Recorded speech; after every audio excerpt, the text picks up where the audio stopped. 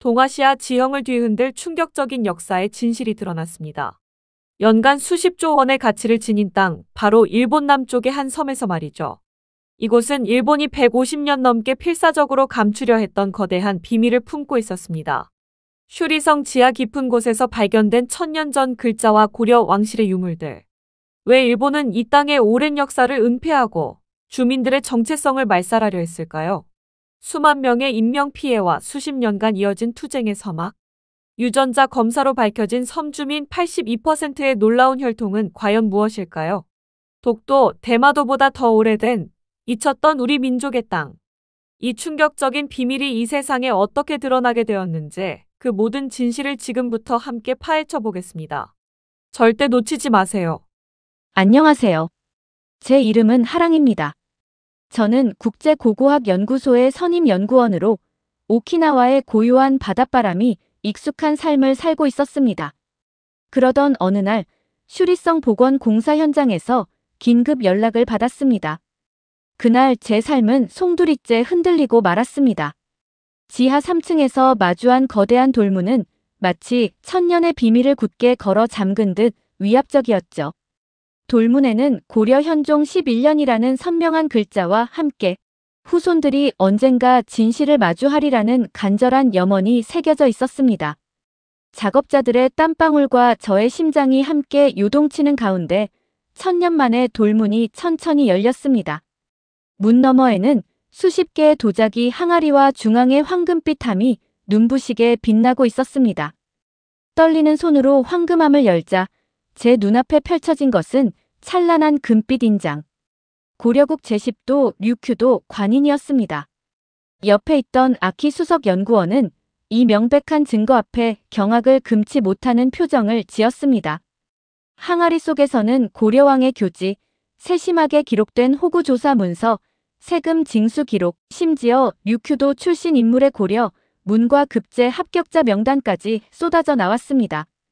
이토록 충격적인 증거들은 류큐가 명백히 고려의 일부였음을 웅변하고 있었죠.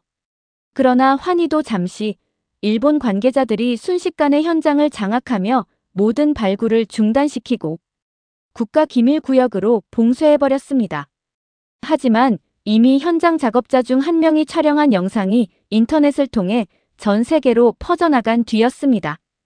그날 저녁, 저는 할머니의 목소리를 떠올렸습니다.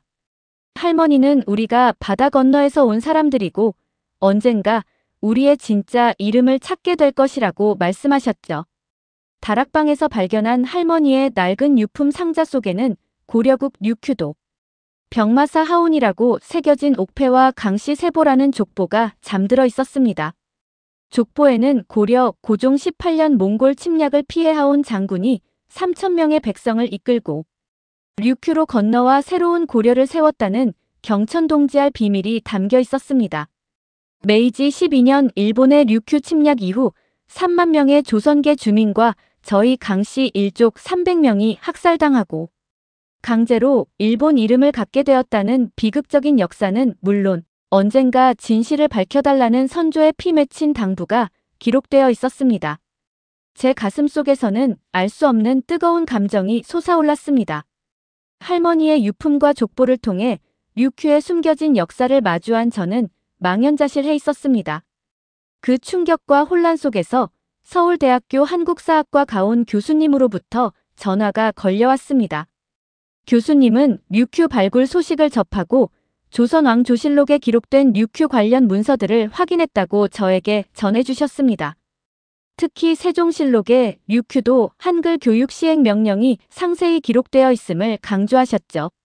저의 선조인 하온 장군의 후손들이 조선시대까지 관직을 받았다는 기록과 제 성씨가 강씨인 것에 주목하며 더욱 깊은 역사적 연결고리가 있다고 설명해 주셨습니다.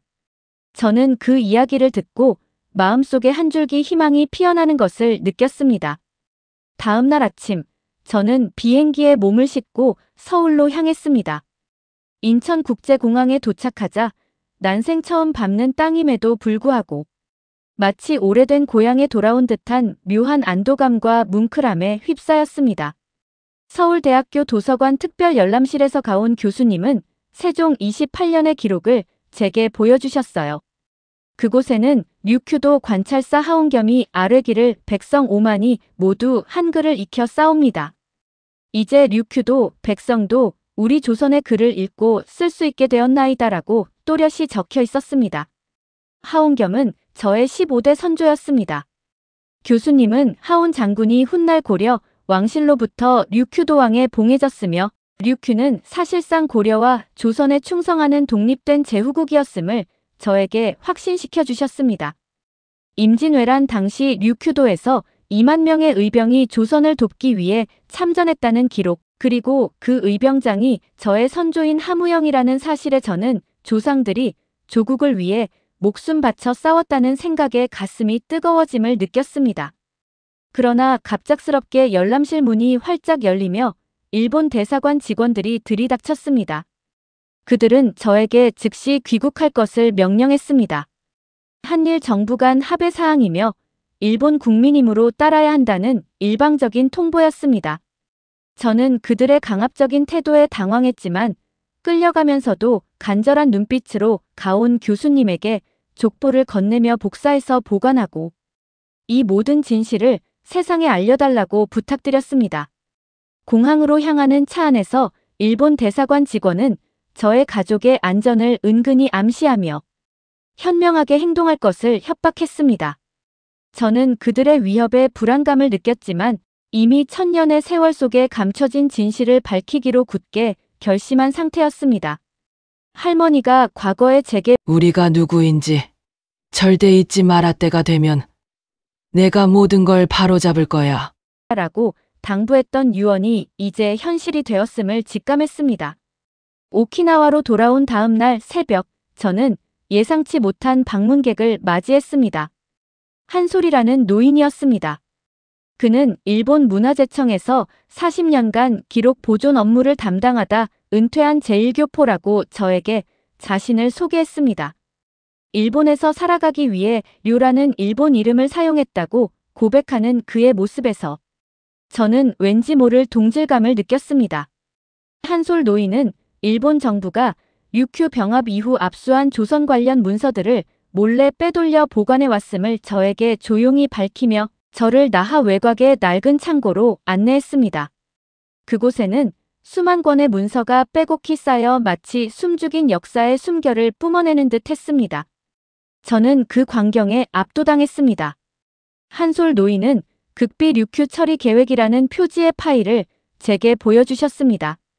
저는 그 문서를 읽으며 경악을 금치 못했습니다.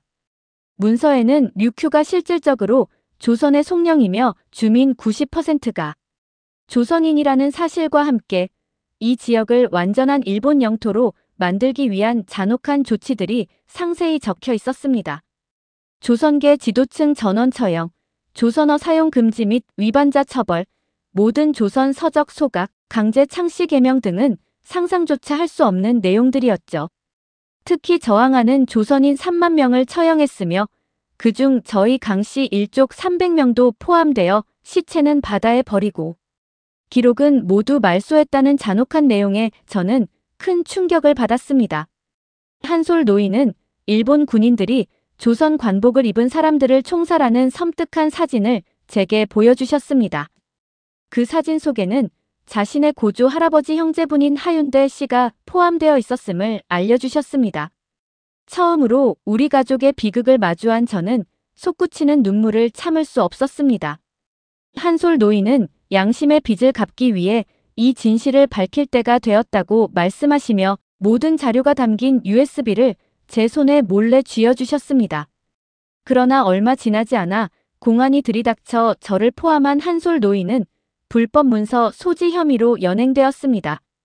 취조실에서 일본 공안 책임자는 제가 본 모든 것이 조작된 가짜라고 거듭 주장하며 만약 제가 이 사실을 외부에 알리면 가족에게 위험이 닥칠 수도 있음을 암시하는 노골적인 협박을 했습니다. 저는 그들의 압박 속에서도 USB 안에 결정적인 증거가 있음을 확신하고 있었습니다. 석방 후 USB를 확인한 저는 수천 개의 파일 속에서 학살 명령서, 처형자 명단, 현장 사진, 심지어 일본 정부 고위층의 육성 녹음까지 발견했습니다. 가장 충격적이었던 것은 쇼와 천황이 직접 서명한 문서로 류큐의 조선인들을 완전히 일본인으로 만들기 위해 필요하다면 무력을 사용해서라도 그들의 기억을 지우라는 섬뜩한 명령이 담겨 있었다는 사실입니다. 저는 가족의 안전과 민족의 진실 사이에서 깊이 고뇌했지만 결국 할머니의 유언을 떠올리며 진실을 세상에 알리기로 결심했습니다. 저는 유튜브에 접속하여 일본이 숨긴 류큐 3만 명 학살의 진실. 이라는 제목으로 영상을 업로드했고 하루 만에 조회수 1000만을 돌파하며 전 세계에 충격과 분노를 안겼습니다.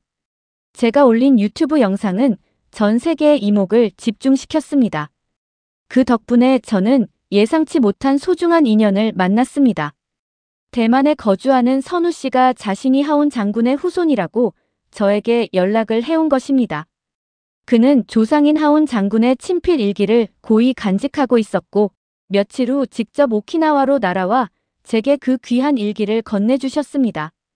800년 전 것이라고는 믿기지 않을 만큼 잘 보존된 일기 속에는 고종 18년 몽골 침략을 피해 왕명을 받아 3,000명의 백성과 함께 류큐로 건너와 새로운 고려를 세운 하온 장군의 생생한 기록이 담겨 있었습니다.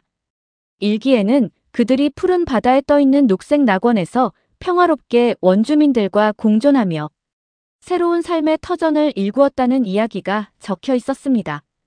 또한 개경에 사신을 보내 류큐를 고려의 제십도로 인정받았고 충렬왕으로부터 류큐군왕에 봉해졌다는 사실도 알게 되었습니다.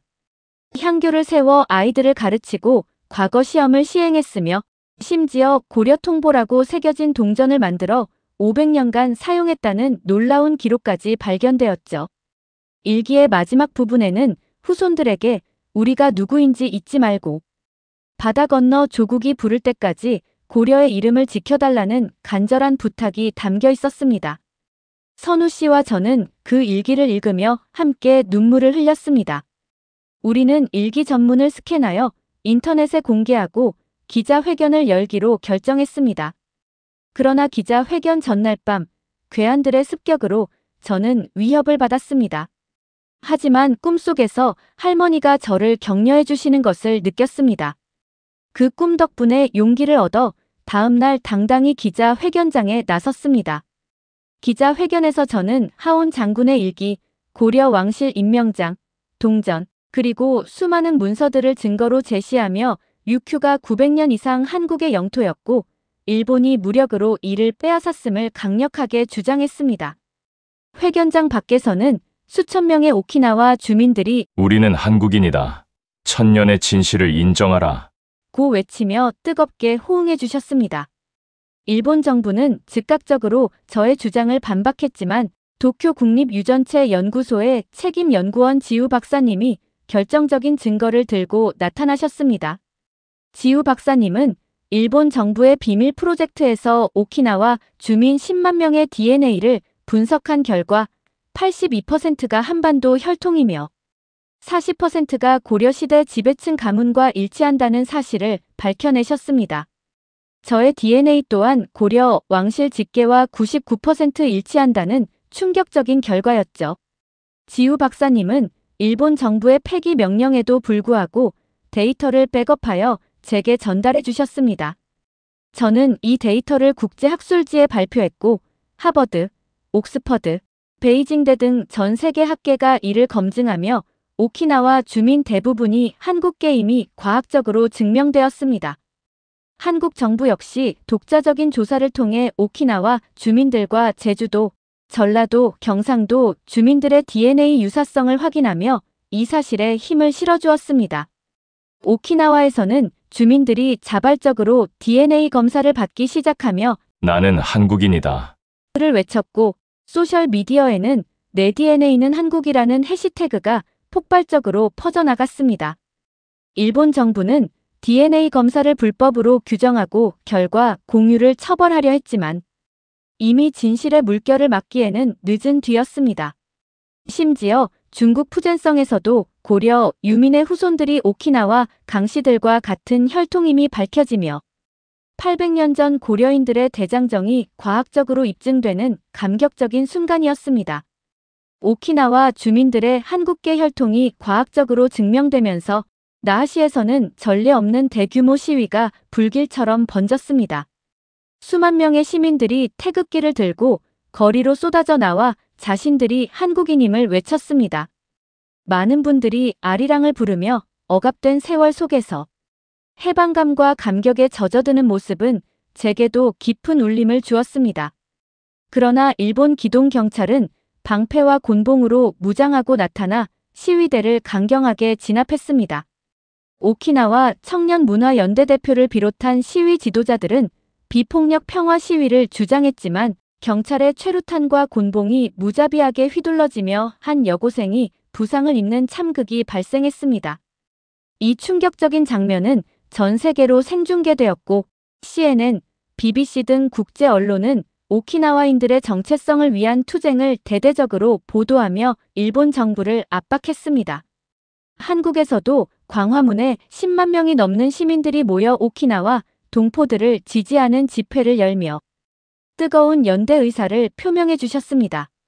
일본 정부는 계엄령에 준하는 특별 조치를 발동하고 집회 참가자들을 대거 체포하며 강경하게 대응했습니다.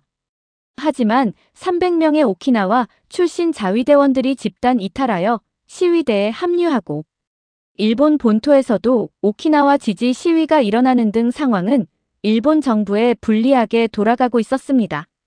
저는 국제기자 회견을 열어 독립이 아닌 문화적 자치권, 즉 한국어 교육, 한국 문화 보존, 한국과의 자유로운 교류를 요구했습니다. 결국 일본 총리는 제한적 문화 자치를 허용하겠다는 의사를 밝히며 한 발 물러섰습니다. 이는 150년 만에 처음으로 일본이 오키나와의 한국적 정체성을 부분적으로 인정하는 중요한 첫걸음이었습니다. 그러나 완전한 승리를 기대하며 서울을 찾은 저와 오키나와 대표단은 조국의 차가운 외면을 마주해야 했습니다. 한국 외교부에서는 오키나와가 국제법상 일본 영토이며 한일 관계와 미국의 반대 때문에 한국 정부가 개입할 수 없다는 단호한 입장을 전해왔습니다. 외교부 차관이 저희를 일본 국적자로 규정하며 감정적으로 접근하지 말 것을 당부하는 말에 대표단은 망연자실할 수밖에 없었습니다. 하지만 절망에 빠진 저희에게 한국 시민 단체들이 따뜻하게 손을 내밀어 주셨습니다. 광화문에서 10만 명이 넘는 시민들이 잃어버린 동포를 외면하지 말라는 메시지를 전하며 대규모 지지 집회를 열어주신 것은 제게 큰 위로와 희망을 안겨주었습니다. 이 집회는 놀라운 변화를 가져왔습니다. 한국 시민들은 자발적으로 100억 원을 모금했고 서울대, 연세대, 고려대는 오키나와 학생들을 위한 특별 장학 프로그램을 만들었습니다. 삼성, LG, 현대 등 대한민국 굴지의 대기업들은 오키나와의 한국문화센터 건립을 약속했습니다. 가장 감동적이었던 것은 제주도 지사님이 오키나와를 직접 방문하여 저희를 한 형제라고 부르며 문화 교류를 약속해 주신 것이었습니다. 이어진 한국 국회의 오키나와 동포 지원 특별법 발의는 정부의 반대에도 불구하고 국민 여론에 힘입어 통과되었고 오키나와 출신자들에게 재외동포 비자 발급, 한국 내 거주 및 취업 자유, 한국 대학, 특례 입학, 이중 국적 허용 추진 등 한국과 연결될 수 있는 희망의 길이 활짝 열렸습니다. 서울에서 돌아온 저는 더욱 거세진 압박에 직면해야 했습니다. 제 딸은 학교에서 한국인이라는 이유로 따돌림을 당했고 오키나와 내부에서도 자신의 정체성을 찾으려는 이들과 현실에 안주하려는 이들 사이에 깊은 갈등의 꼴이 파였습니다. 일본 총리실은 제게 연락하여 가족의 안전을 암시하는 직접적인 협박을 가했습니다. 총리는 문화자치권 확대를 제안하며 한국어 공식 언어 인정, 한국식 이름 사용 허용, 한국 문화 교육 자유 등을 약속했지만 그 대가로 더 이상 독립이나 한국 귀속을 주장하지 말고 제가 오키나와 자치정부 수반이 될 것을 요구했습니다. 저는 가족의 안전과 민족의 대해 사이에서 깊이 고뇌했지만 결국 총리의 제안을 단호히 거절하고 평화적이지만 끝까지 투쟁할 것을 선언했습니다. 이로 인해 일본 정부의 탄압은 더욱 거세져 한국어 교육 금지, 한국 문화 행사 불허 등 노골적인 압박이 시작되었습니다. 그러나 오키나와 한인 공동체는 지하로 숨어들어 끈질기게 저항했습니다. 나하 뒷골목의 낡은 창고 지하실에는 미자 할머니를 비롯한 은퇴, 한국어 교사들과 자원봉사자들이 아이들에게 한글과 한국 역사를 가르치는 지하 학교들이 비밀리에 생겨났습니다. 경찰의 단속에도 불구하고 이들은 훈련된 방식으로 증거를 숨기고 활동을 이어갔습니다. 심지어 도쿄 출신의 엘리트 교사를 비롯한 양심적인 일본인 교사들도 지하학교 활동에 동참하며 아름다운 한일 연대의 장을 만들었습니다.